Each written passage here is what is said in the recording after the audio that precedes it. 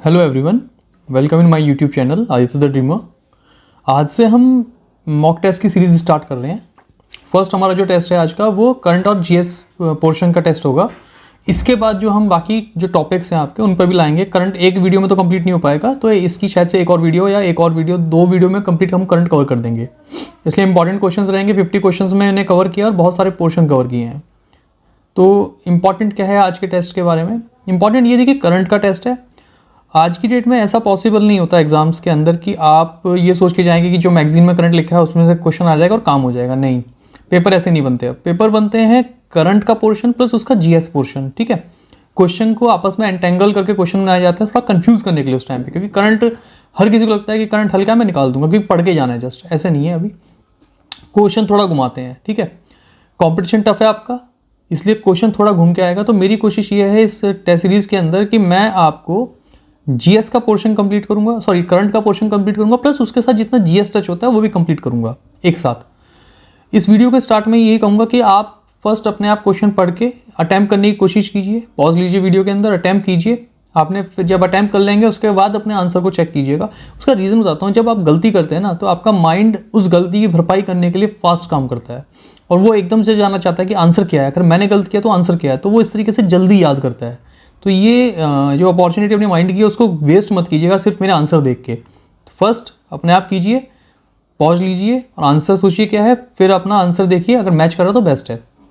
ठीक है, तो आज की वीडियो स्टार्ट करते हैं। और मैं ये सिर्फ यही कहूँगा लास्ट में कि आप अपने आप कितने क्वेश्चन अटैम्प्ट करते हैं उसके मुझे जो आपके आंसर्स निकल के आएंगे, मीन्स कितने आपने स्कोर किया है। वन क्वेश्चन का अगर 1 मार्क्स मान लिया जाए तो कितना आपका स्कोर आ रहा है इसके अंदर। ठीक है, तो चलिए स्टार्ट करते हैं आज की वीडियो को।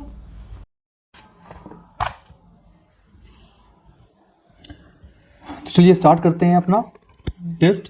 और आपको अपने स्कोर नोट करने होंगे, ओके, और अपने ऑप्शन भी नोट कीजिए साइड में, ताकि आपको कंफर्म हो जाए आपका कौन सा ऑप्शन सही आ रहा है। तो चलिए स्टार्ट करते हैं फर्स्ट क्वेश्चन से। फर्स्ट क्वेश्चन है, Spain won the FIFA under 17 women's World Cup. Okay, under 17 का वुमेन्स वर्ल्ड कप किसने जीता है? स्पेन ने। और 1-0 की विक्ट्री थी इसकी। और ये जो इसने गेम जीता है वो किसके अगेंस्ट में जीता है? ठीक है, देखिए मैं हर टॉपिक की इंपॉर्टेंस के अकॉर्डिंग लाया हूँ। कोई भी क्वेश्चन इसमें आपको फालतू नहीं मिलेगा और बहुत इंपॉर्टेंट क्वेश्चन है, इसलिए मैं आपको बता रहा हूँ। तो थोड़ा सा दिमाग में रखिएगा कि ये क्वेश्चन ऐसे कहीं से ऐसे उठा के मैंने डाल नहीं दिया है। रीज़न है हर चीज़ के पीछे, बताऊंगा मैं आपको। ठीक है, तो ये जो स्पेन ने विक्ट्री ली है ये किसके अगेंस्ट ली है? फर्स्ट क्वेश्चन ये है।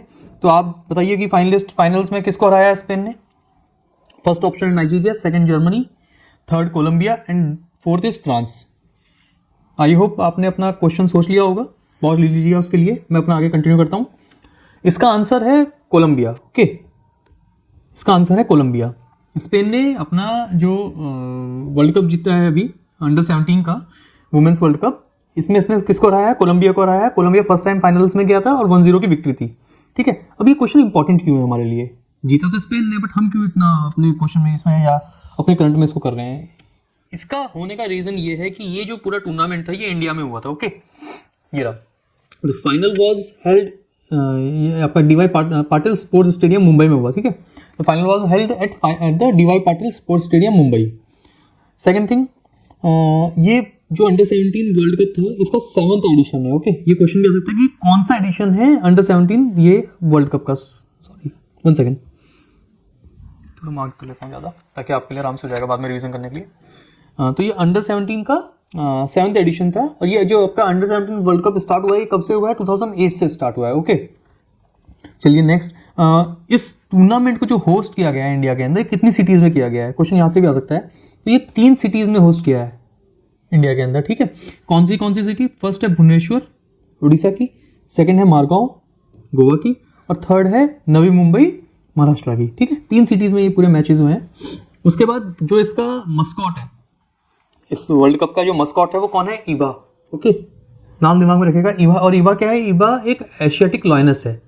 ईबा क्या है? एक एशियाटिक लॉयनस है। ओके, ये सिर्फ इंडिया में मिलते हैं। एशियाटिक लॉयंस जो है वो सिर्फ इंडिया में मिलते हैं अभी फिलहाल। ठीक है, क्योंकि ये विलुप्ति की कगार पे हैं, तो इसलिए अभी सिर्फ इंडिया में मिलते हैं। स्लोगन क्या है? किक ऑफ द ड्रीम, ये इसका स्लोगन है मैच का। ओके, चलो नेक्स्ट क्वेश्चन देखते हैं। Question number 2, who win Sultan of Johar cup crown for 2022? जो 2022 का सुल्तान कप, मैं हिंदी में इसलिए बोल रहा हूँ ताकि कुछ लोग इसमें इंग्लिश वाले होंगे कुछ हिंदी वाले होंगे, तो दोनों के लिए आराम से हो जाएगा इसलिए। सुल्तान कप जो है या जौहर कप है, ये किसने जीता है? Who win Sultan of Johor Cup, ठीक है, 2022 का। तो अपना आप सोच लीजिएगा पॉज लेके, इसका आंसर है इंडिया ने जीता है, ठीक है, इसलिए ये इंपॉर्टेंट हो जाता है क्योंकि इंडिया ने ये मैच जीता है। बता देते हैं इसके बारे में। देखिए, इंडिया ने ऑस्ट्रेलिया को हराया है 5-4 से, ठीक है, 5-4 से पेनल्टी शूटआउट में जीता है इंडिया 5-4 से। अब इंपॉर्टेंट क्या है कि ये जो मैच है ये इंडिया ने थर्ड टाइम जीता है। Sultan of Johor cup India ने ऐसा नहीं कि फर्स्ट टाइम जीता, हो सकता है ऑप्शन में आपको मिला फर्स्ट टाइम नहीं, थर्ड टाइम इंडिया ने जीता है। इससे पहले जो जीता है इंडिया ने वो दो बार जीती है, 2013 और 14 कॉन्जिक्यूटिव 2 विन है हमारी इस वर्ल्ड कप, इस मैच के अंदर, सॉरी इस कप के अंदर। और ये सुल्तान ऑफ जौहर कप जो है ये एनुअल स्पोर्ट्स इवेंट है और किस कंट्री में होता है, मतलब अंडर ये 21 का होता है, अंडर 21 पार्टिसिपेट करते हैं इसके अंदर, 21 टीम जो होती है वो पार्टिसिपेट करती है। और किस हॉकी के लिए होता है सबसे इंपॉर्टेंट, और ये किस कंट्री में होता है? तो ये होता है मलेशिया में। इंपॉर्टेंट ये है कि जो सुल्तान ऑफ जौहर कप है वो कहाँ पे होता है, तो ये मलेशिया में होता है, ठीक है, मलेशिया को टूर्नामेंट है सुल्तान ऑफ जौहर कप। चलिए नेक्स्ट क्वेश्चन देखते हैं, थर्ड क्वेश्चन है, recently India has contribute how much amount to the United Nation trust fund for counter terrorism this year, ठीक है। तो जो काउंटर टेररिज्म फंड है उसमें इंडिया ने कितना पार्ट अपना कॉन्ट्रीब्यूट किया है, तो ये क्वेश्चन है। क्वेश्चन सिंपल लग रहा होगा कि यार ये क्या क्वेश्चन दे दिया उठा के कि अमाउंट पूछ रहा है, रीजन है इसके पीछे, बताता हूँ मतलब आपको। स्टार्ट कर आपने अपना क्वेश्चन आंसर सोच लिया होगा, मैं अपना आंसर देता हूँ आपको, जिसका आंसर है ये है USD $5 लाख, ठीक है, USD $5 लाख, $500,000 जाएगा उसका मतलब। अब इसको क्वेश्चन को लाने के पीछे रीजन क्या था? देखिए रीजन ये है कि इंडिया ने जो अपने इंडिया की जो प्रेसिडेंसी है, इंडिया ने क्या किया एक्चुअली, इंडिया जो हर मंथ की क्या होते हैं, जो यूएन सिक्योरिटी काउंसिल होती है उसके हर मंथ के अंदर एक प्रेसिडेंसी बनती है, हर मंथ की एक प्रेसिडेंसी अलग होती है यूएन सिक्योरिटी काउंसिल की, 15 मेंबर होते हैं, तो 15 का उनके नेम के अकॉर्डिंग जो होते हैं सीनियरिटी में, उसमें उनकी प्रेसिडेंसी बनती है हर मंथ की। तो इंडिया ने, मैं लिख भी देता हूँ यहाँ पे ताकि आपको उस टाइम PDF में आपको आराम से मिल जाएगी, ये है इंडिया एज्यूम्स, ठीक है, इंडिया एज्यूम्स आपका मंथली प्रेसिडेंसी,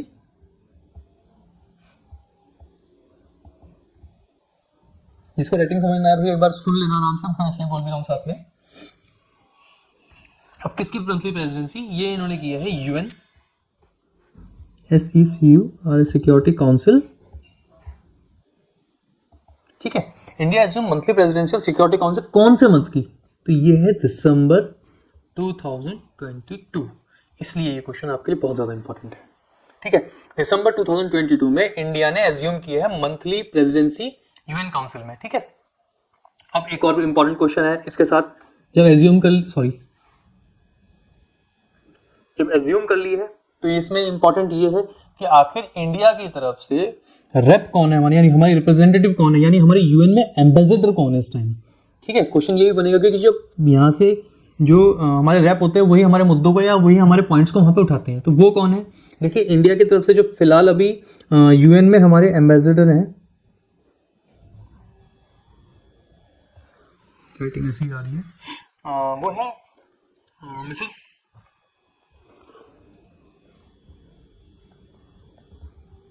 रुचिरा कंबोजी, ओके।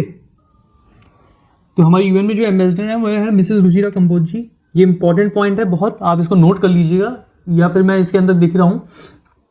अब दूसरी बात ये आती है कि देखिए UN की जो सिक्योरिटी काउंसिल होते हैं इसके अंदर 15 मेंबर्स होते हैं, 5 परमानेंट 10 नॉन परमानेंट, ठीक है। अभी इंपॉर्टेंट क्या है इसके अंदर, जो तीसरा पॉइंट है इंपॉर्टेंट जो आपको याद रखना है अपने एग्जाम के लिए। देखिए इंडिया ने अब तक 8 टाइम UN की जो सिक्योरिटी काउंसिल है उसमें रहा हुआ है, ठीक है, उसमें पार्टिसिपेट किया हुआ है, यानी 15 मेंबर्स में इंडिया भी रहा है। तो वो कितने बार रहा है अब तक, तो अब तक इंडिया रहा है 8 बार, ठीक है। आपको ये याद करनी चाहिए, ईयर वाइज याद करने की जरूरत नहीं है, लेकिन इतना याद रख लीजिए कि इंडिया अब तक जो काउंसिल में रहा है सिक्योरिटी काउंसिल में वो 8 बार रह चुका है। 2021-22 हमारा लेटेस्ट टर्म था, यानी 8वां टर्म हमारा कब था, 2021-22 का टर्म था। हमने बांग्लादेश से मांग के ली थी प्रेसिडेंसी की हमें करनी है इस टाइम, क्योंकि हमारे 75 ईयर्स कंप्लीट होने वाले हैं, तो उस ड्यूरेशन के लिए हमें ये चाहिए, तो ये मांग के ली थी हमने उस टाइम। अब जो इंडिया के जो नेक्स्ट टर्म बन रहा है, जो एक इंपॉर्टेंट क्वेश्चन है, देखिए ये जो मैं आपको बता रहा हूँ ये कोई कवर नहीं करता जनरली, क्यों नहीं करता, क्योंकि हर कोई एक कोचिंग के बेसिस पे दिमाग लगा के करंट पाते हैं, और मैं एज ए स्टूडेंट के दिमाग के बेसिस पे क्वेश्चन लाता हूँ हमेशा, ठीक है। तो ये आपको मुश्किल से कोई बता रहा होगा। तो जो नेक्स्ट प्रेसिडेंसी मिल रही है इंडिया को, प्रेसिडेंसी कह रहा है, यूएस मेंबरशिप मिल रही है इंडिया को, वो मिल रही है 2028 एंड 29 के लिए। ठीक है, ये बहुत इंपॉर्टेंट होगा और ये 9th टर्म होगा हमारा एज ए मेंबर। ओके, ये हमारा 9th टर्म होगा as a member UN Security Council में। 15 टोटल होते हैं, जिसमें से 5 आपके परमानेंट होते हैं और 10 नॉन परमानेंट यानी टेम्परेरी होते हैं, वो जो 1 ईयर के लिए एज्यूम करते हैं उस पोस्ट को या उस चेयर को। ठीक है, तो ये चीज़ इसके अंदर इंपॉर्टेंट थी, जो आपको बताना बहुत ज़्यादा इंपॉर्टेंट था, इसलिए ये क्वेश्चन लेके आया हूँ मैं, ताकि आपको ये भी समझ में आए कि आखिर हमने कंट्रीब्यूट किया था और हम इसमें काम क्या कर रहे हैं, या फिर इसमें करंट में क्या कर रहा है। ठीक है, तो ये जो क्वेश्चन है आपका कि कब कौन से मंथ में हमने प्रेसिडेंसी एज्यूम किया है, कौन से मंथ के लिए की है सिक्योरिटी काउंसिल के इस वाले ग्रुप में, टेररिज्म वाले ग्रुप में, तो हमने की है दिसंबर 2022 के लिए। ठीक है, चलो नेक्स्ट क्वेश्चन देखते हैं। ओके, नेक्स्ट है recently which of the following state has won the Scotch Award in the Women and Child Development category for its लक्ष्मीर भंडार स्कीम। कौन सी स्कीम के लिए? लक्ष्मीर भंडार स्कीम के लिए कौन से स्टेट ने स्कॉच जो आपका ये अवार्ड है ये विन किया है? तो देखिए ये रहा वुमेन का इन चाइल्ड डेवलपमेंट कैटेगरी। आप अपना क्वेश्चन आंसर सोच सकते हैं। देखिए इसको विन किया है वेस्ट बंगाल ने। ओके, वेस्ट बंगाल ने जो ये अवार्ड है इसको विन किया है। और किसके लिए किया है? लक्ष्मीर भंडार स्कीम के लिए। क्वेश्चन घुमा के भी आ सकता है कि कौन सी स्कीम के लिए स्कॉच अवार्ड मिला है वेस्ट बंगाल को, तो वो लक्ष्मीर भंडार स्कीम के लिए मिला है। ठीक है, तो क्वेश्चन को दोनों तरफ से हमें तैयार करना होता है। नेक्स्ट क्वेश्चन बोलता है recently the Border Roads Organisation यानी BRO first carbon neutral habitat was inaugurated in which of the following state of the union territory. ठीक है, कौन से यूनियन या स्टेट या यूनियन टेरिटरी में फर्स्ट कार्बन न्यूट्रल हैबिटेट बनाया है? किसने? बॉर्डर रोड ऑर्गेनाइजेशन ने इनॉग्रेट कर दिया यानी बना दिया है। तो ये है राजस्थान ऑप्शन आपका, Nagaland option, Manipur option, Ladakh option. चारों पे अच्छी मिलिट्री डेवलपमेंट होती है, इसलिए मैं क्वेश्चन ऑप्शंस दिए हैं साथ में आपको। तो आपने अपना आंसर सोच लिया होगा। इसका आंसर मैं दे देता हूँ आपको। इसका आंसर है लद्दाख। ओके, तो लद्दाख में बीआरओ ने अपना फर्स्ट कार्बन न्यूट्रल हैबिटेट बनाया है। ओके, जिसका इनॉग्रेशन हो चुका है अभी। तो ये क्वेश्चन इसलिए इंपॉर्टेंट है। नेक्स्ट देखते हैं। नेक्स्ट क्वेश्चन है, थोड़ा सा डाउन कर लेता हूं। According to the report 2022 forest declaration assessment, ठीक है, जो फॉरेस्ट डिक्लेरेशन असेसमेंट रिपोर्ट होती है 2022 की, which of the following country was the world largest contributor to deforestation in 2021। ठीक है, क्वेश्चन नेगेटिव वे में है, तो ये दिमाग में रखिएगा कि वो बोलता है ऐसा कौन से कंट्री है जिसने सबसे ज्यादा डिफॉरेस्टेशन किया, नहीं सबसे ज्यादा पेड़ काटे हैं अपने। ठीक है, इसका आंसर आप लोगों ने शायद से सोच लिया होगा। ये इंपॉर्टेंट क्यों बताता हूं मैं आपको भी। इसका आंसर है ब्राजील। ठीक है, बहुत बड़ा इलाका है ब्राजील का, रेन फॉरेस्ट आपको पता ही है, और इसको लंग्स ऑफ द अर्थ भी बोला जाता है। रेन फॉरेस्ट जो वहाँ पे है साउथ अफ्रीका में, साउथ अमेरिका के जो पूरा कॉन्टिनेंट में, उनको लंग्स ऑफ द अर्थ बोला जाता है। ठीक है, और वहाँ पे डिफॉरेस्टेशन किया जा रहा है। उनके अपने कुछ रीजंस है, ज़्यादा लैंड को एक्वायर करना है, ज़्यादा लैंड पे अपना काम या अपनी खेती करना, तो उस वजह से वहाँ पे डिफॉरेस्टेशन हो रहा है। तो इस वजह से इनको वर्ल्ड लार्जेस्ट कॉन्ट्रीब्यूटर डिफॉरेस्टेशन बोला गया है। ओके, अब इंपॉर्टेंट क्या है इसके अंदर? देखिए इंपॉर्टेंट ये है, आपका जो एलडीसी का एग्जाम हुआ था केवी का, उसमें तो उसने नॉर्मल क्वेश्चन पूछ के आप लोगों को छोड़ दिया था। मतलब जो वहाँ के केवी के परमानेंट स्टाफ था उनको छोड़ दिया था, पर आपको नॉर्मल क्वेश्चन नहीं पूछने वाला। वो आपसे क्वेश्चन ये पूछा जाएगा, क्योंकि जब बात फॉरेस्टेशन या डिफॉरेस्टेशन की आती है, ठीक है, तो उसके लिए हर 2 साल में एक रिपोर्ट पब्लिश होती है इंडिया के अंदर। उस रिपोर्ट का नाम है ISFR।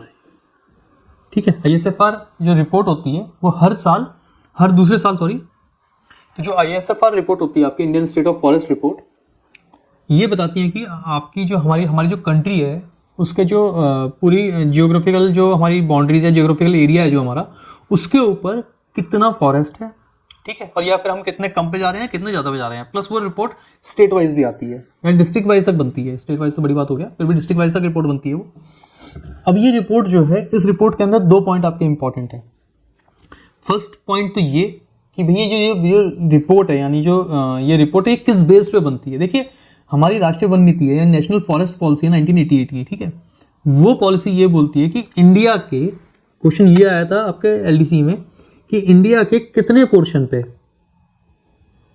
फॉरेस्ट होना चाहिए। ठीक है, तो ये 33% है उस जो हमारा ये आपका राष्ट्रीय वन नीति है उसके अकॉर्डिंग 33% हमारे एरिया पे, ज्योग्राफिकल एरिया पे वन होने चाहिए। ठीक है, बट इतना है नहीं अभी। ठीक है, तो इसलिए क्वेश्चन इंपॉर्टेंट है।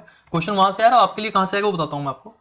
इंडिया का जो प्रेजेंट जो इस रिपोर्ट से जो निकला है अभी डेटा, तो इंडिया का जो फिलहाल अभी प्रेजेंट का जो जिसको हम वृक्षावरण या फॉरेस्ट एरिया या कुल वन बोलते हैं, इन दोनों को मिला के क्वेश्चन आएगा।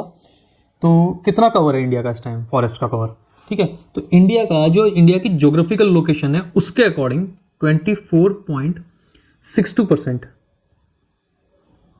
फॉरेस्ट है, ठीक है। इंडिया की पूरी ज्योग्राफिकल लोकेशन के ऊपर 24.62% फॉरेस्ट है। ये बहुत ज़्यादा इंपॉर्टेंट है, इसलिए ये क्वेश्चन में को लेकर आना जरूरी हो गया था। इसके बाद सेकंड जो इसके अंदर पॉइंट है कि फर्स्ट ISFR या ये क्वेश्चन आएगा कि ISFR जो रिपोर्ट आपको मिली है ये कौन सी रिपोर्ट थी। देखिए मैं आपको बताता हूँ, जो हमारी फर्स्ट ISFR है ये पब्लिश हुई थी 1987 में,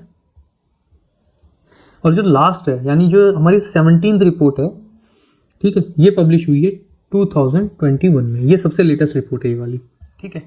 तो इसके अंदर जो ज्योग्राफिकल दिया है उसने 24.62% बोला है। क्वेश्चन यही आता है जनरली आपके एग्जाम में, इससे ज़्यादा डीप लेवल में नहीं जाएगा वो, फिर वो अदर एग्जाम्स के लिए हो जाता है। तो इतना याद रखिएगा, फिलहाल प्रेजेंट 24.62% है, और इंडिया को कितना बोला गया है, 33% बोला गया है। कहाँ बोला गया है, तो ये बोला गया है आपकी नेशनल फॉरेस्ट पॉलिसी 1988 में, ठीक है। 1988 वर्ड्स पर ध्यान दिया कीजिए, क्योंकि क्वेश्चन यहाँ भी घुमा देता है वो 87 कर देगा कौन सी पॉलिसी थी, तो आपको वहाँ गलत हो सकता है, ठीक है।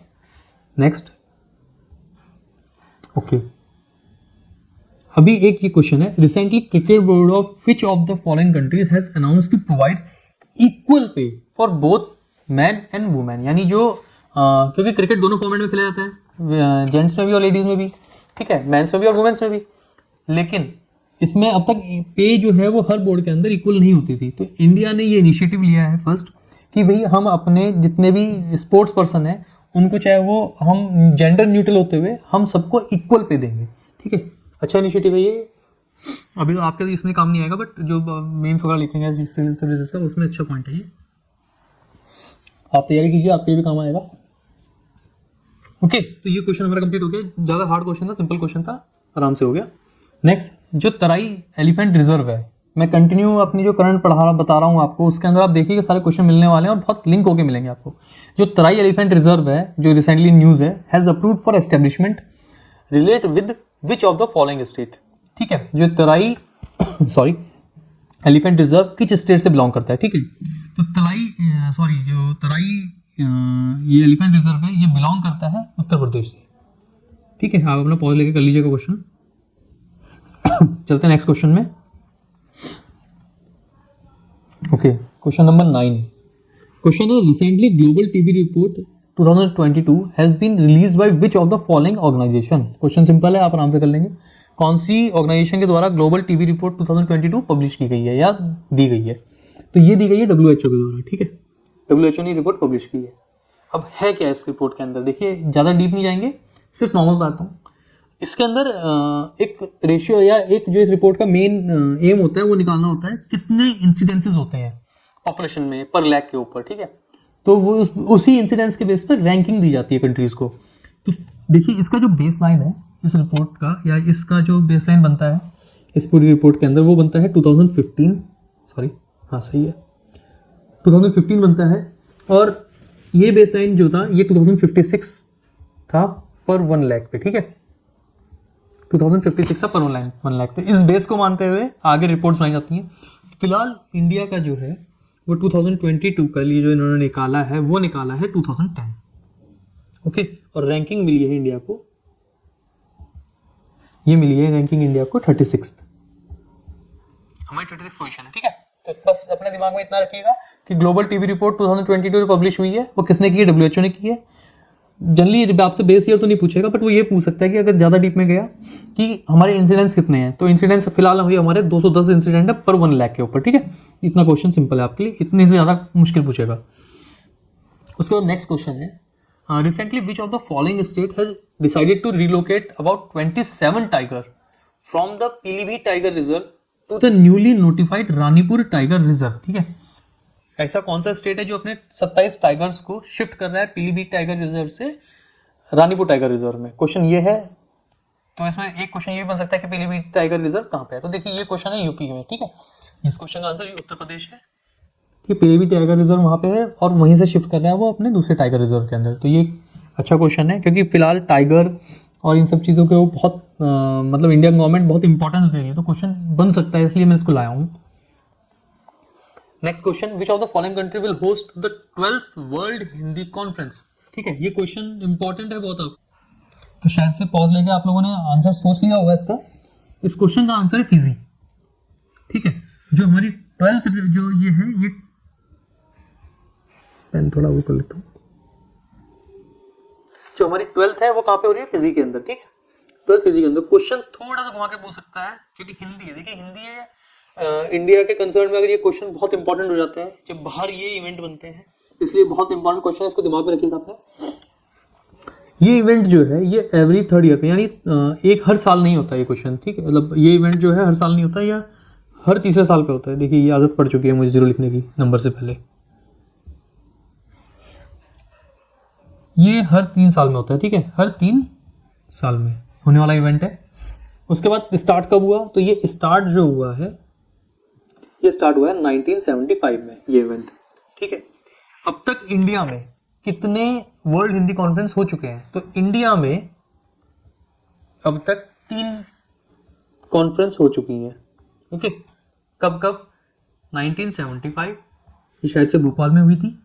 उसके बाद 1983 ये दिल्ली में हुई थी, और लास्ट हुई है 2015 में। ठीक है, लास्ट हुई है 2015 में। ठीक है, तो इंडिया के अंदर टोटल 3 कॉन्फ्रेंस हो चुकी है। फिलहाल जो 12th कॉन्फ्रेंस हो रही है वो कहाँ हो रही है, फिजी में हो रही है, ये इंपॉर्टेंट है। फर्स्ट कॉन्फ्रेंस कहाँ हुई थी, तो इसकी जो फर्स्ट कॉन्फ्रेंस है वो हुई थी नागपुर में। 1975 में स्टार्ट हुआ है, और फर्स्ट कॉन्फ्रेंस नागपुर में और हुई है। अब नेक्स्ट क्वेश्चन ये बन सकता है, वो थोड़ा सा घुमा के पूछ लेगा आपको कि आखिर इसकी 11th कॉन्फ्रेंस कहाँ हुई थी। तो देखिए 11th जो कॉन्फ्रेंस है ये हुई है इसकी मॉरिशस में। ठीक है,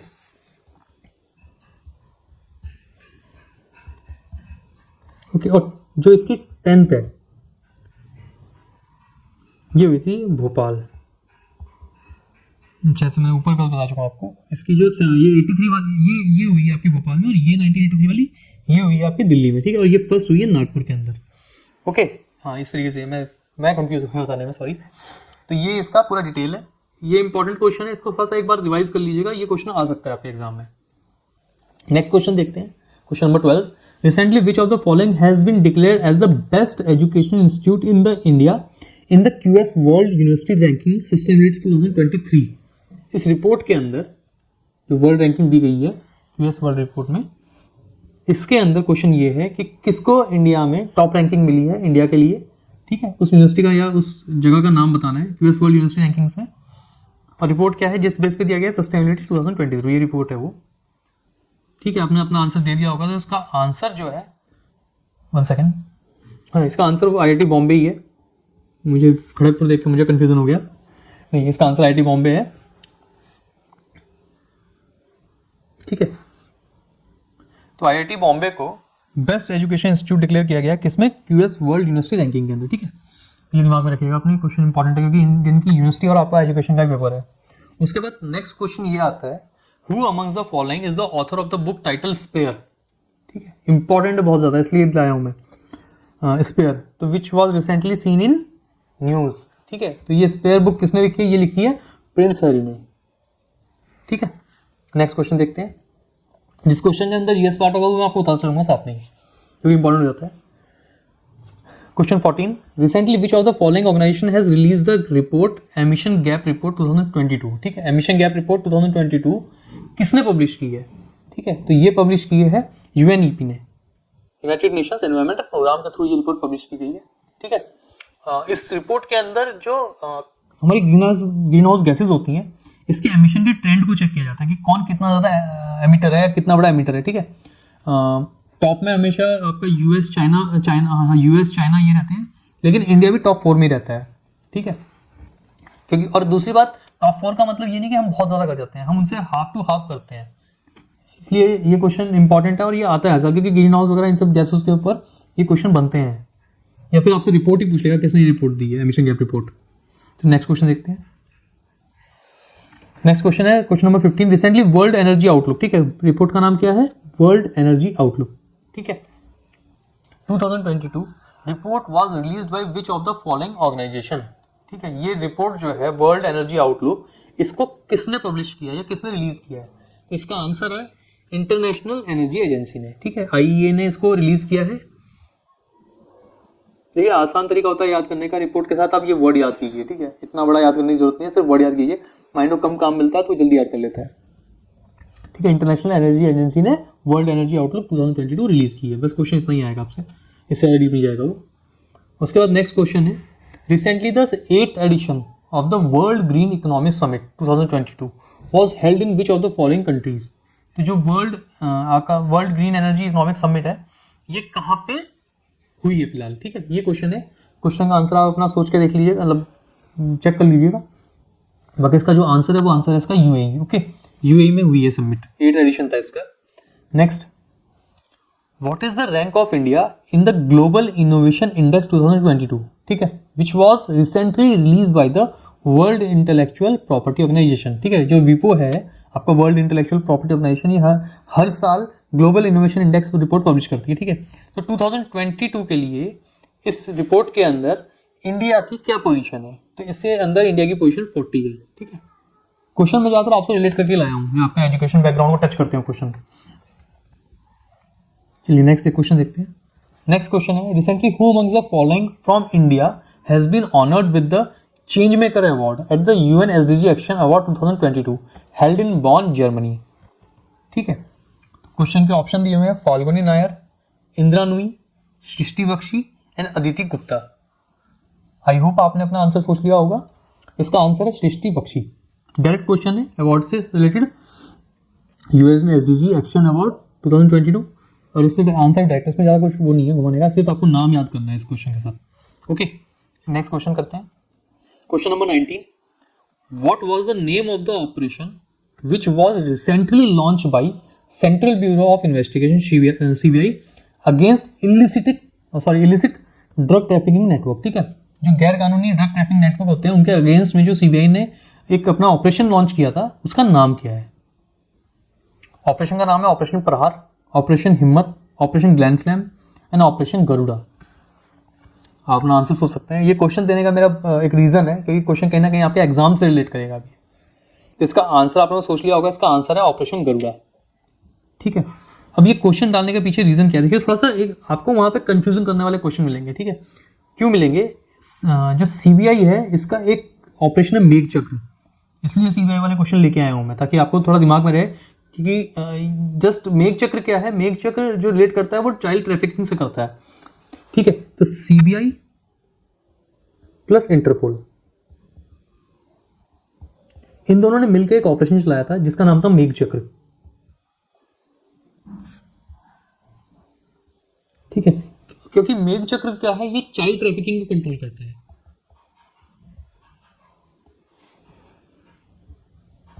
ये चाइल्ड ट्रैफिकिंग को कंट्रोल करता है। ओके, इसलिए क्वेश्चन इंपॉर्टेंट है बहुत, और इसलिए मैं ये क्वेश्चन लेके आया, ताकि हो सकता है मैंने जानबूझ के इसके अंदर मेघ चक्र नहीं डाला हो ऑप्शन के अंदर। आप क्वेश्चन को बहुत फास्ट पढ़ेंगे, आपके दिमाग में आएगा सीबीआई, और सीबीआई से आपने लिंक किया होगा मेघ चक्र, और आप उसको टिक मार देंगे। ठीक है, तो इसलिए अपने दिमाग के अंदर रखें कि सीबीआई के और भी ऑपरेशन चलते हैं। क्वेश्चन को एक ही चीज के साथ स्टिक मत कर लेना ऑप्शन के साथ। ठीक है, इसलिए ये क्वेश्चन मैंने जानबूझ के डाला ताकि माइंड को एकदम से आपको पता चले कि हाँ यहाँ गलती होने के चांस है मेरे, तो मुझे यहाँ कंट्रोल करना है। Okay, against illicit drug trafficking तो वो ऑपरेशन गरुड़ा है, और जहां बात आएगी चाइल्ड ट्रैफिकिंग की तो वहां है वो मेघ चक्र। ओके, नेक्स्ट क्वेश्चन करते हैं। उसके बाद recently the supreme court has allowed unmarried and single women to access safe and legal abortion, legal abortion of to maximum of how many weeks of their pregnancy. ठीक है, कितनी pregnancy तक legal और safe abortion की permission supreme court ने कहा है, मतलब जो सिंगल वुमेन है या अनमैरिड वुमेन है उनको दी जा सकती है। ठीक है, आफ्टर कंसल्टेशन ऑफ डॉक्टर होता है वो तो इसका आंसर जो है वो 24 वीक्स है। ओके, 24 वीक्स तक ये परमिशन है। ओके, उसके बाद अदर कुछ जो सर्कमस्टांसेस बनाए होंगे उनके अकॉर्डिंग होगा। ओके, नेक्स्ट क्वेश्चन बोलता है, recently the Indian government has announced to have how many airbags mandatory in passenger car from October 1, 2023। यानी आपकी जो कार होती है जनरली आप जिसमें ट्रैवल करते हैं, इनके अंदर कितने एयर बैग मैंडेटरी कर दिए गए हैं अक्टूबर 1, 2023 से। ठीक है, आप अपना आंसर सोच लीजिएगा। इसका आंसर है 6 बैग मैंडेटरी कर दिए हैं हमारे जो ट्रांसपोर्ट मिनिस्टर हैं गडकरी जी, उनके द्वारा ये डिसीजन लिया गया है कि अब से हम अपनी सेफ्टी स्टैंडर्ड्स को और बढ़ाएंगे और 6 बैग मैंडेटरी करेंगे कार के अंदर। अच्छा डिसीजन है सही। Next question number 22, recently prime minister laid foundation stone for the world first CNG terminal in which of the following state. जो वर्ल्ड का फर्स्ट सीएनजी टर्मिनल है वो कहाँ पे बन रहा है? तो यह गुजरात में बन रहा है, कर्नाटक, महाराष्ट्र या उत्तर प्रदेश। इन चारों ऑप्शन में से आप अपना सोच के आंसर दीजिए। ये बन रहा है गुजरात के अंदर। ओके, नेक्स्ट क्वेश्चन देखते हैं। Question number 23. Recently, the Indian government has set a new target of how much % reduction in the particulate matter concentration by 2026 in cities under the National Clean Air Program. ठीक है, तो Indian government ने अपना target set किया है, पर किस चीज़ को लेकर टारगेट सेट किया है? ये किया है पर्टिकुलेट मैटर को लेकर। ठीक है, पर्टिकुलेट मैटर मीन्स PM। ये दो टाइप के होते हैं, PM 2.5 एंड PM 10। होता क्या है, ये जो हमारी एयर होती है उसके अंदर सस्पेंडेड मटेरियल्स होते हैं, उनकी क्या बोलते हैं, कंसंट्रेशन होता है ये। ओके, तो ये इसको टैकल करने के लिए 2026 तक जो गवर्नमेंट ने प्लान बनाया है एनसीपी के अंदर, वो कितने % को कवर करने के लिए बनाया है? ओके, तो आप अपना आंसर देख लीजिएगा। इसका आंसर है 40%। ठीक है, 40% तक हम अपने जो PM मैटर्स हैं इनको कम करेंगे एयर से। अब ये जो पूरा क्वेश्चन बेस्ड कर रहा है, ये किस बेस पे कर रहा है? देखिए, ये बताता हूँ मैं आपको। पहले ये समझ लीजिए कि जो आपका ये NCAP है, ये आपने 1-2 साल पहले दिल्ली में देखा होगा, बहुत ज़्यादा इशू आ रहा था एयर को लेके, तब ये प्रोग्राम बनाया गया था NCAP का। जनवरी 13 आपका ministry of earth forest and climate change के द्वारा बनाया गया। 2019 में इसको लॉन्च किया गया है। अब ये करता क्या है NCAP? ये करता है कि ये फ्रेम करता है, फ्रेमवर्क बनाता है अपना इंडिया के अंदर, अपनी कंट्री के लिए। और किस पर्पज़ के लिए बनाते हैं? एयर क्वालिटी मैनेजमेंट के अंदर एक फ्रेमवर्क बनाता है।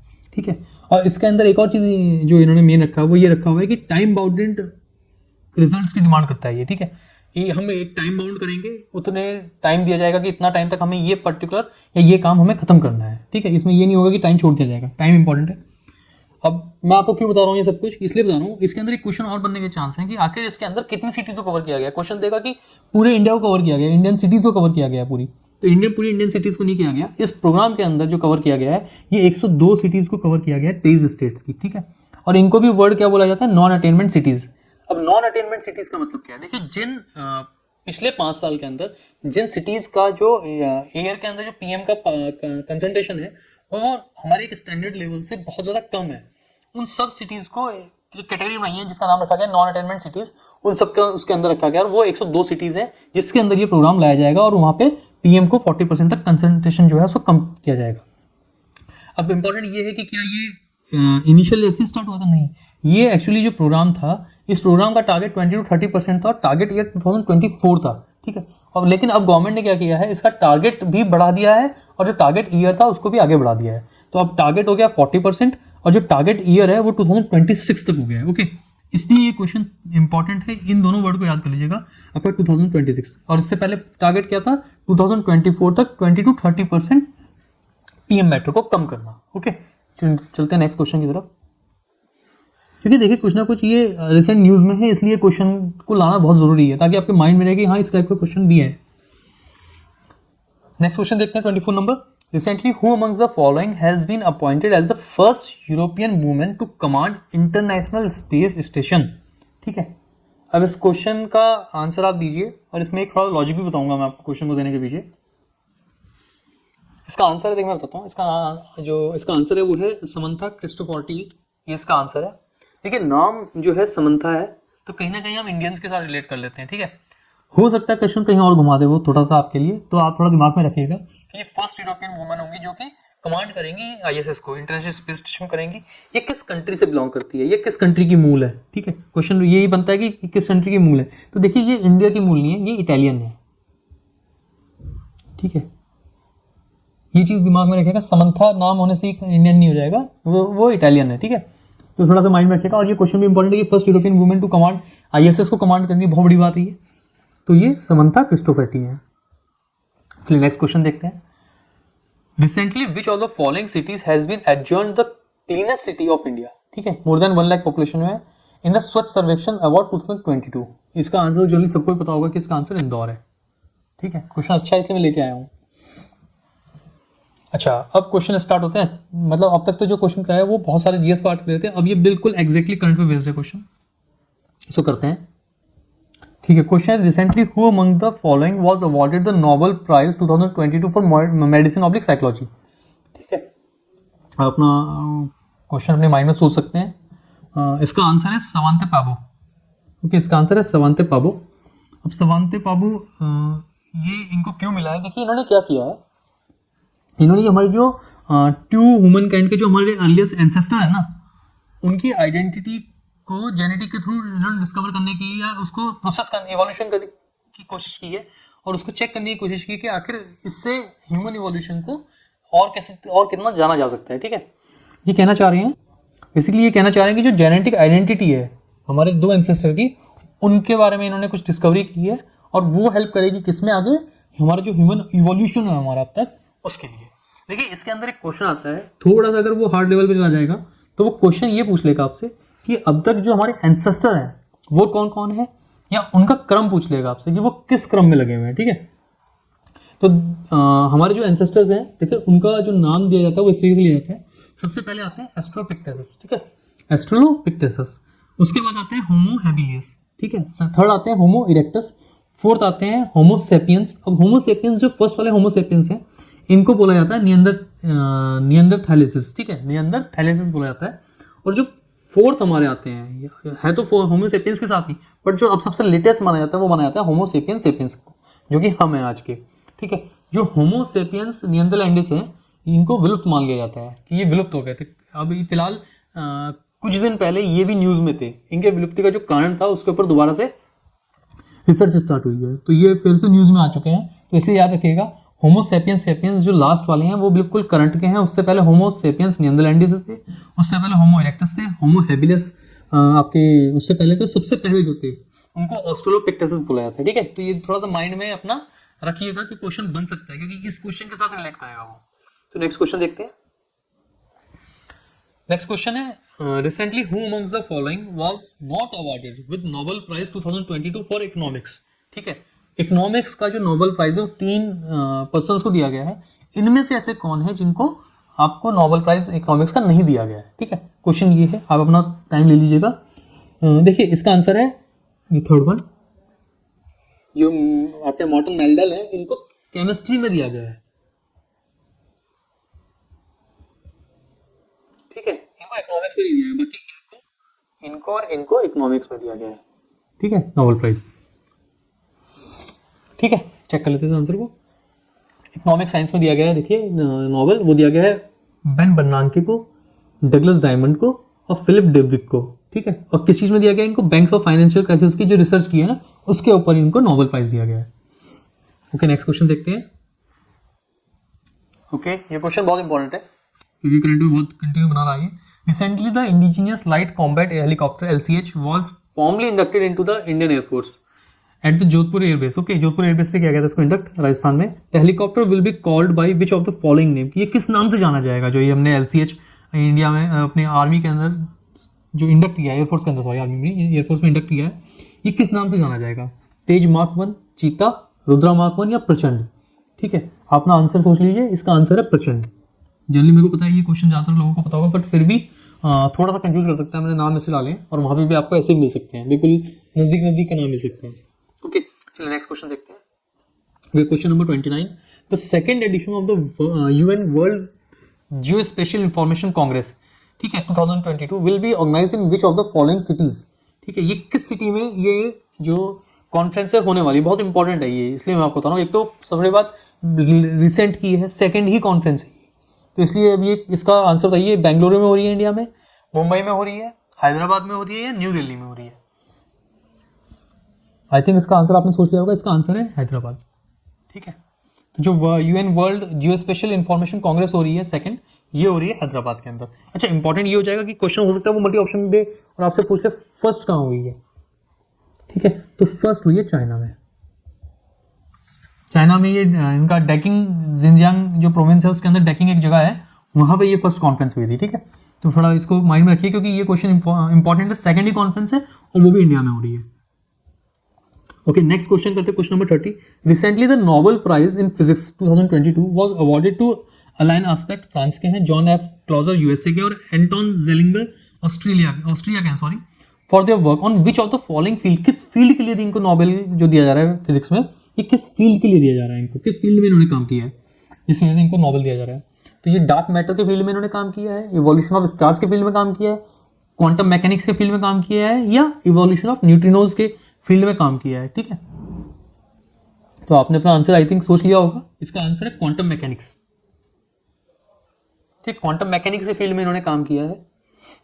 ये दिया हुआ इसका detail, Alain Aspect, John Clauser, Anton Zeilinger, they conducted experiment in quantum mechanics that led the ground work for rapidly developing new application in quantum computing and cryptography. ठीक है, क्योंकि क्वांटम कंप्यूटिंग और क्रिप्टोग्राफी इसके field में इन्होंने काम किया है, इसलिए इनको इसका क्या दिया गया है, आपको नोबेल दिया गया है। Next question 31। Recently the Indian space research organisation has announced that the Mars orbital mission Mangalyaan has attained its end of life. It was launched on which of the following dates? Sorry, बीच में पानी पिया, गला सूख गया। On which of the following dates? ठीक है, तो किस डेट को ये लॉन्च किया गया था? आई थिंक इंडिया का एक मार्वल है ये साइंस के अंदर। ठीक है, इसको बहुत इंपॉर्टेंट क्वेश्चन है और मेरे हिसाब से तो क्वेश्चन आ रहा है आपका कंफर्म, और वैसे अभी रिसेंटली न्यूज़ में भी है। तो मंगलयान जिसने अभी अपना जो कनेक्शन मतलब हमसे कनेक्टेड था वो कनेक्शन टूट गया है अभी उसका। ठीक है, तो अब ये लॉन्च कब हुआ था, क्वेश्चन ये है। ये लॉन्च हुआ था 5 नवंबर 2023 को, सॉरी 13 को, 5 नवंबर 2013 को ये लॉन्च हुआ था। बहुत इंपॉर्टेंट क्वेश्चन है, इसको याद करके जाइएगा, मेरे हिसाब से तो कंफर्म आ रहा है ये क्वेश्चन। ठीक है, 5 नवंबर 2013 को लॉन्च किया गया था। नेक्स्ट क्वेश्चन देखते हैं। द शस्त्रा रामानुजम प्राइज, ठीक है, SASTRA Ramanujan prize for the 2022 will be awarded to who amongst the following. ये अवार्ड किसको दिया गया है 2022 का शस्त्रा रामानुजम अवार्ड? ठीक है, इसका आंसर है यांगटिंग तांग, इसका आंसर है। ओके, ये अवार्ड इनको दिया गया है 2022 का, क्योंकि इंडियंस के नाम से जुड़ा है ना। ये आप ये क्वेश्चन ये चीज सोच के चलिए कि दिया तो किसी को भी गया, बट नाम किसका है? नाम हमारे ग्रेट मैथमेटिशियन का नाम है, इसलिए ये क्वेश्चन इंपॉर्टेंट है। ओके, नेक्स्ट क्वेश्चन है Chorabari glacier lake region recently news is in which of the following state. किस स्टेट से बिलोंग करता है चोराबाड़ी ग्लेशियर? ठीक है, आप अपना आंसर सोच लीजिएगा। ये रिलेट करता है उत्तराखंड से, उत्तराखंड में है ये। अब फिलहाल बद्रीनाथ वाला इशू भी चल रहा है, तो कहीं ना कहीं ये क्वेश्चन जो है पूरा का पूरा, सॉरी बद्रीनाथ कह रहा हूँ, जोशीमठ वाला इशू चल रहा है, तो ये क्वेश्चन कहीं ना कहीं फिलहाल न्यूज़ में है।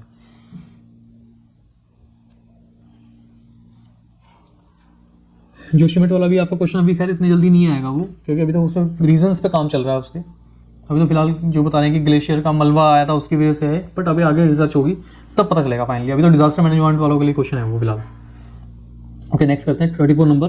Recently the Nobel prize in chemistry 2022 was awarded jointly to Carolyn R Bertozzi, Morten Meldal and K Barry Sharpless for their work in which of the following field. किस फील्ड के लिए दिया गया केमिस्ट्री का Nobel prize?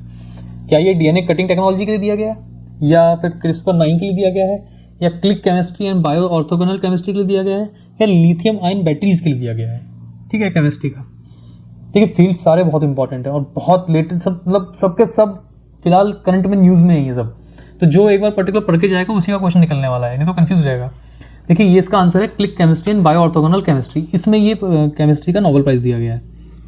एक है they are praised for the development of the click chemistry and bioorthogonal chemistry. ये important question हैं और जनरली आपके नॉवेल्स के ऊपर क्वेश्चन आते ही आते हैं। उसके बाद मार्तंड सन टेम्पल, देखिए इंग्लिश हिंदी का ये फर्क पड़ जाता है। मार्तंड सन टेम्पल जो है recently in news is in which of the following state of the union territory. ये जो सन टेम्पल है मार्तंड, ये किससे रिलेट करता है? ठीक है, तो इसका आंसर जो है वो है J&K। ठीक है, क्योंकि मैं मार्तंड जब जैसे मैंने फर्स्ट टाइम ये क्वेश्चन अटेंड किया था तो मैं इसका आंसर गुजरात लगा के आया था। ठीक है, तो कहीं मेरे एक एग्जाम में आया है ये। और एक और क्वेश्चन मैं आपको बताता हूँ जो आपके माइंड में रखिएगा। मांडा जिले के एक मांडा जगह का नाम आता है, आजकल बहुत चल रहा है आपको हिस्ट्री के अकॉर्डिंग, जो आपके जो ये पाषाण काल, पूरा पाषाण काल समथिंग है, तो इनका जो कुछ एक बरियल साइट्स होती हैं जहाँ पे बहुत सारे इनका सामान निकलते हैं, सब कुछ निकलता है, तो ऐसी एक साइट का नाम चल रहा है आजकल मांडा। ठीक है, उस क्वेश्चन इतना कंफ्यूज कर चुका है वो क्वेश्चन, क्योंकि मांडा की साइट कहीं ना कहीं हम J&K या हिमाचल से रेट करते हैं, और एक साइट इसकी जो इस नाम से है वो मुजफ्फरनगर यूपी के अंदर है। ठीक है, तो तो अगर गलती से वो क्वेश्चन आए तो फर्स्ट सोच के कीजिएगा। मांडा क्वेश्चन बहुत कंफ्यूज कर रहा है आजकल, 2 बार मैं गलत कर चुका हूँ, 2 अलग अलग एग्जाम में गलत कर चुका हूँ, इसलिए मैं बता रहा हूँ आपको। नेक्स्ट क्वेश्चन करते हैं। कोशिश रही तो मैं आपको उसका आंसर प्रॉपर दूंगा, मैं कहीं ना कहीं जो अपने करंट के अभी फिलहाल नोट्स लाऊंगा उसमें दे दूंगा, क्योंकि कंफ्यूजन क्वेश्चन है तो आते हैं इस टाइप के question. Next, the 5th assembly of the international solar alliance 2022 will be held in which of the following cities. In cities का नाम है New York, Paris, Hyderabad, new Delhi. ठीक है, आप अपना क्वेश्चन सोच लीजिएगा, क्योंकि इंडिया का इनिशिएटिव है, इंडिया और पेरिस ने मिलकर स्टार्ट किया था, तो ये सॉरी फ्रांस ने मिलकर स्टार्ट किया था, इसलिए बहुत इंपॉर्टेंट है ये। The 5th Assembly of International Solar Alliance 2022 will be held in which of the following cities? तो इसका आंसर है न्यू दिल्ली। ठीक है, इसमें एक चीज बताता हूं मैं आपको। सबसे पहली बात, जो ये आपका ISA है,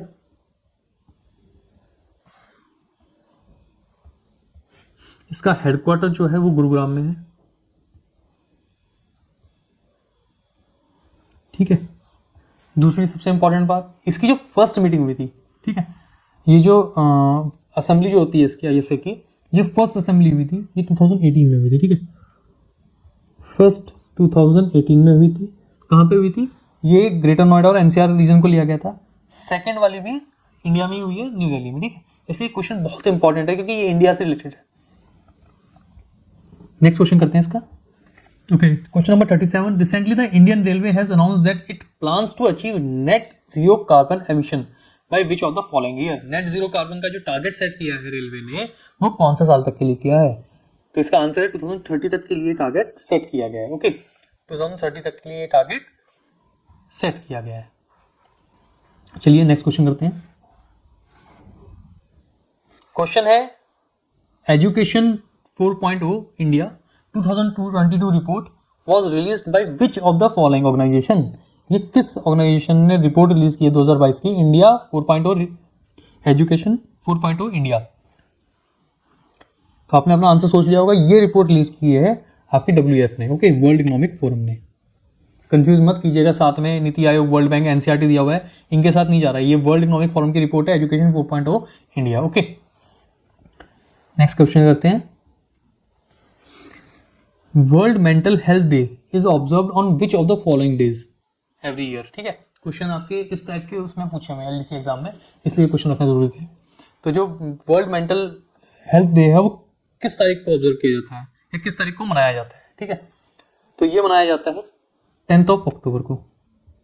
ठीक है, मैंने इसकी थीम जानबूझ के रखी है ये, ताकि हो सकता है वो थीम पूछ ले, क्योंकि आजकल थीम पूछ रहे हैं क्वेश्चंस में। थीम क्या है? The make mental health and well being for all a global priority. Okay, next question देखते हैं। Next question number 40। The 37th national game 2022 will take place in which of the following state. किस state में जो आपका 37th national game है वो कहाँ हो रहा है? ये क्वेश्चन मैं कई बार बता चुका हूँ, इसका आंसर मध्य प्रदेश है। ठीक है, क्वेश्चन वाली वीडियो में इसका दिया हुआ है पूरा डिटेल, और इवन मेरी कोशिश रहेगी मैं जो क्वेश्चंस लेके आऊंगा आगे वो स्पोर्ट्स में लेके आऊँ। नेक्स्ट क्वेश्चन आपका 41। Which statement is not correct about 94th Oscar award. ठीक है, जो 94 ऑस्कर अवार्ड, मैंने पूरा का पूरा 2 क्वेश्चन में ऑस्कर अवार्ड कंप्लीट कवर किया है। फर्स्ट है बेस्ट मूवी, गलत बताना है आपको इनमें से कौन सा है। Best movie CODA, best actor Will Smith King Richard के लिए, best actress Jessica Chastain the eyes of a Tammy Faye, best director Jane Campion, या सारे के सारे सही हैं। ये इसका आंसर सारे के सारे सही है। मैंने आपको रिवीजन की वजह से ये क्वेश्चन दिया है, ताकि एक बार आपके माइंड में ये नेम चले जाए। ओके, एक बार इसको रिवाइज कर लीजिएगा। नेक्स्ट क्वेश्चन सेम, क्योंकि मैं पूरा का पूरा ऑस्कर कवर करना चाहता था, इसे 2 क्वेश्चन में कंप्लीट किया मैंने। Which statement is not correct about 94th Oscar award. सबसे पहली बात आप याद कर लीजिएगा 94th ऑस्कर अवार्ड, और ये इस बार इंपॉर्टेंट हो रखा है। इंपॉर्टेंट किस लिए और कब बताता हूँ आपको। जो विल स्मिथ जी थे, इन्होंने जो वहाँ पे होस्ट कर रहे थे शो को, उसको एक थप्पड़ लगाया था। ठीक है, बाद में इनको बैन कर दिया अभी ऑस्कर के लिए, बट ये जस्ट एकदम से न्यूज़ में हाईलाइट हुआ। ठीक है, तो इसी वजह से क्वेश्चन थोड़ा इंपॉर्टेंट है, इसलिए बता रहा हूँ मैं इसके बारे में। तो मोस्ट अवार्ड, सबसे ज़्यादा अवार्ड किस मूवी को मिले हैं? वो ड्यून को मिले हैं। बेस्ट एनिमेटेड मूवी कौन सी थी? एनकेंटो बेस्ट एनिमेटेड मूवी थी। बेस्ट इंटरनेशनल मूवी कौन सी थी? ड्राइव माई कार, ये जापान की मूवी थी। बेस्ट डॉक्यूमेंट्री कौन सी थी? Summer of soul. ठीक है, ये समर ऑफ सॉल बेस्ट थी। तो सारे ऑप्शन इसके सही हैं। नेक्स्ट क्वेश्चन देखते हैं, आपको सिर्फ याद करना है। नेक्स्ट क्वेश्चन 43, 85 क्वेश्चन है, ज़्यादा लिए ही है। Which statement is not correct about Paralympic 2020। मैं एक ही उसमें कवर करना चाह रहा था, क्योंकि कहीं ना कहीं टच कर सकता है वो। ठीक है, क्वेश्चन क्या है आपका? क्वेश्चन ये बोल रहा है कि कौन सा स्टेटमेंट गलत है पैरालंपिक 2020 के बारे में। तो ये है फर्स्ट ऑप्शन कि टॉप मेडलिस्ट इस पूरे टूर्नामेंट का चाइना रहा, ठीक है। सेकंड ऑप्शन है इंडिया की जो पोजीशनिंग थी वो जी छूट गया यहाँ पे, इंडिया की जो पोजीशनिंग थी वो 25th थी, ओके।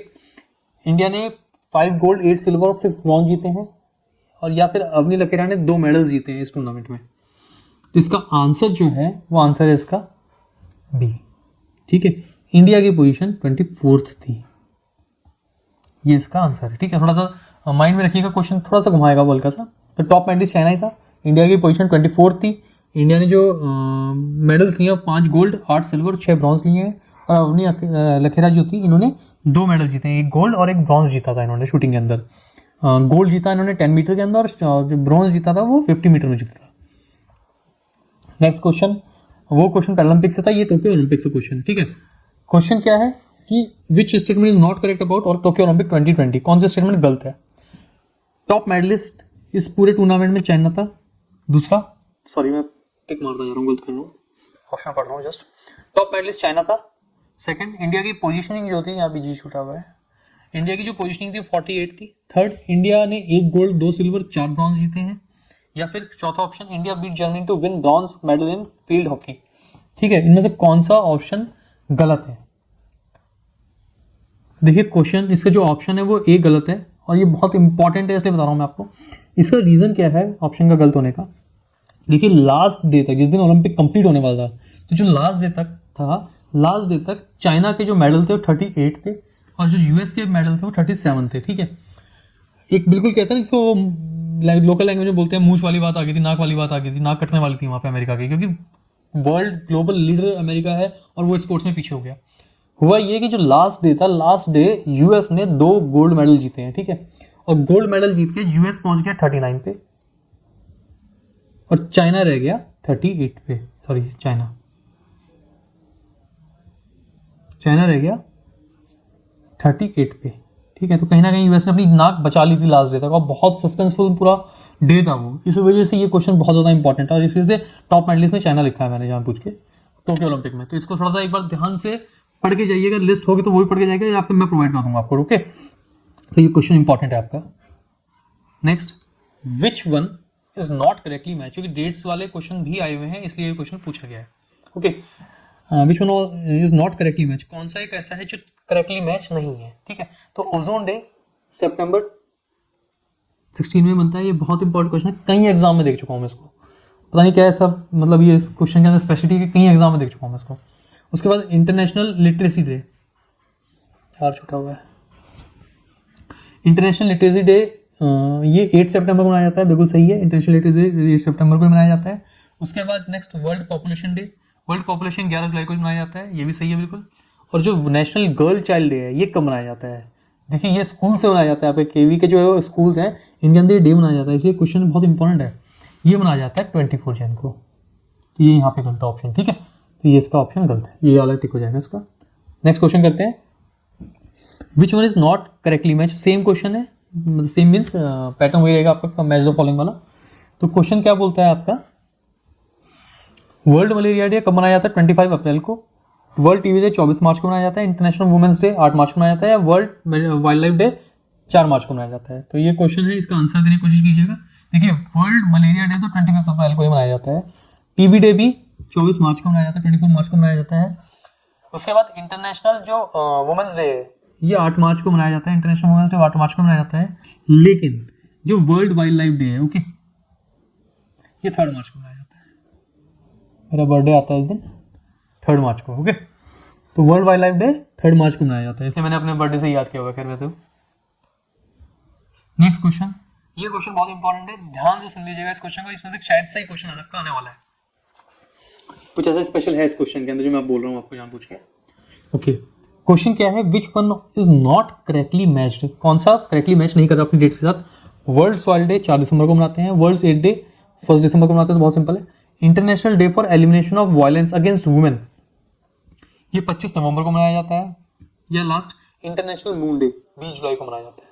कौन सा क्वेश्चन इसमें से गलत है, ऑप्शन सॉरी कौन सा इसमें से गलत है, तो इसका ऑप्शन जो है वो गलत है, ए, ये मनाया जाता है 5 दिसंबर को।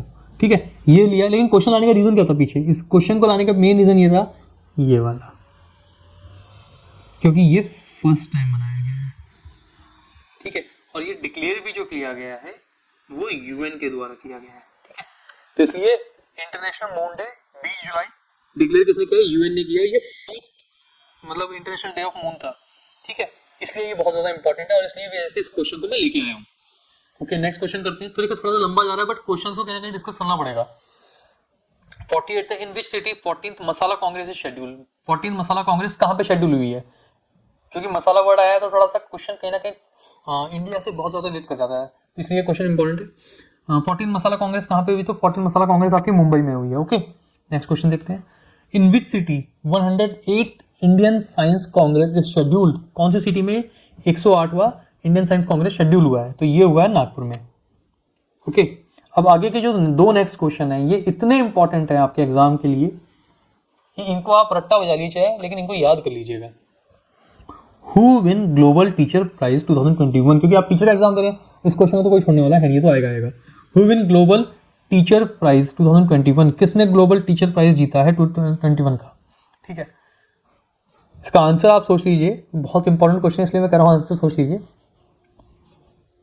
चलो मैं आपको बताता हूँ, इसका आंसर है किशिया थोरपे, ठीक है। अब ये क्वेश्चन क्यों इंपॉर्टेंट बताता हूँ मैं आपको, ये चारों नाम जो है इन सब ने ये अवार्ड जीता हुआ है, बस साल का फर्क है, ठीक है। आपके ज्यादातर जो लोग वहाँ पे टिक लगा के आने वाले हैं वो रंजीत सिंह दिसाली जी को लगा के आने वाले हैं, क्योंकि इन्होंने जीता है, बट कब जीता है देखिए, ये तो है 2021 का। ओके, रंजीत दिसाली जी ने जीता है 2020 में। उसके बाद जो एंडिया जिकारोफ ये है अपना जाफिरा काओ है, इन्होंने जीता है इसको 2018 में। ओके, और जो पीटर तबेची है ये जीता है इन्होंने 2019 में, इसलिए ये इंपॉर्टेंट है बहुत ज्यादा, ठीक है। आप टीचर का ही एग्जाम देने जा रहे हैं और आपको ग्लोबल टीचर नहीं पता, यहाँ पे नहीं तो आपसे इंटरव्यू में पूछेगा क्वेश्चन, लेकिन पूछेगा जरूर ये क्वेश्चन कहीं ना कहीं, ठीक है। इसको याद करने की ट्रिक भी है, KRIPA, कृपा, ठीक है, इससे याद कर सकते हैं आप, ठीक है। किशिया, उसके बाद आपका पीटर, उसके बाद आपका अपना ये, सॉरी ये गलत कर दिया मैंने, KR है, कृपा है, ठीक है। किशिया, रंजीत, आपका पीटर और अपना ये एंड्रिया, तो ये कृपा करके आप वहाँ पे ऑप्शन दिमाग में रख सकते हैं। इसके बाद का क्वेश्चन भी बहुत ज़्यादा इंपॉर्टेंट है, यहाँ पे वर्ड गलत टाइप हो गया। Who win global student prize 2022, ठीक है, जो ग्लोबल स्टूडेंट का प्राइज है किसने जीता है 2022 का, ये बहुत ज्यादा इंपॉर्टेंट क्वेश्चन है। देखिए, आई थिंक आपने अपना आंसर सोच लिया होगा, मैं इसका आंसर देता हूँ। 2020 का जो जीता है ये जीता है इगोर क्लाइमेंको ने। ओके, 2022 का इगोर क्लाइमेंको ने जीता है, और ये जो अवार्ड था यही सेम 2021 का जीता है जेरेमिया थोरंको ने, ठीक है, जेरेमिया थोरंको ने, क्योंकि ये अवार्ड जस्ट अभी स्टार्ट हुआ है, 2 साल ही दिया गया है। 1 सेकंड, ये फाइटर जा रहा है, साउंड होती है फाइटर की वजह से, फिर मतलब आपको आवाज़ क्लियर नहीं आएगी। ओके, ये दोनों अवार्ड दिए गए हैं 2022-21 का। देखिए, इगोर क्लाइमेंको कौन सी कंट्री से बिलोंग करते हैं, ये भी इंपॉर्टेंट है, ये बिलोंग करते हैं आपके यूक्रेन से, और ये बिलोंग करते हैं आपके सियरा लियोना, जो आपकी एक कंट्री है अपनी अफ्रीका के वेस्टर्न साइड में पड़ती है, ठीक है, सियरा लियोना, वहाँ से हैं ये, ठीक है। अब ये इंपॉर्टेंट क्यों है मैं आपको बताता हूँ। देखिए, 2022 में ये जिनको अवार्ड दिया गया है इगोर को, ये क्यों दिया गया है, इन्होंने क्या है वो उस कंट्री में फिलहाल भी काम भी चल रहा है, प्लस यूरोप बहुत सारी जो वॉर चलते हैं उसकी वजह से क्या होता है, लाइन वाइन बिछाई जाती है और निकालनी भूल जाए, मतलब ज़्यादातर लोग निकालते हैं लाइन वाइन्स को, ज़्यादातर कंट्रीज। तो उस प्रॉब्लम को सॉल्व करने के लिए इन्होंने एक अपना इक्विपमेंट बनाया जिसका नाम है क्वाडकॉप्टर माइन डिटेक्टर, ठीक है। तो इस तरीके के इनोवेशन के लिए ये प्राइज इनको दिया गया है इगोर को। और जो जेरेमिया है, इन्होंने क्या किया था, जेरेमिया ने एक ऐसा डिवाइस बनाया था जो हमारे ट्रैफिक जो होते हैं, जो ट्रैफिक में हमारा मूवमेंट होता है, ये जो पेडेस्ट्रियन मूवमेंट होता है, इसकी जो कैनेटिक एनर्जी है, इस कैनेटिक एनर्जी से अपनी इन्होंने एक डिवाइस बना के एनर्जी जनरेट की है, जो कि ग्रीन एनर्जी के फील्ड में एक बहुत अच्छा कदम था। इस वजह से जेरेमिया को 2021 का ग्लोबल स्टूडेंट प्राइज दिया गया था, ठीक है। आई होप आपको ये पूरी की पूरी क्लास अच्छी लगी हुई है, पूरा मॉक टेस्ट अच्छा लगा होगा। इसी तरीके के नेक्स्ट मॉक टेस्ट भी मैं लेके आ रहा हूँ। बाकी जो सब्जेक्ट्स हैं उनके इंपॉर्टेंट ये रहेगा कि मैं सिर्फ इंपॉर्टेंट टॉपिक से कवर करने वाला हूँ। वीडियो लंबी जा सकती है बट इन्फॉर्मेटिव ज़्यादा है, और आपके क्वेश्चन और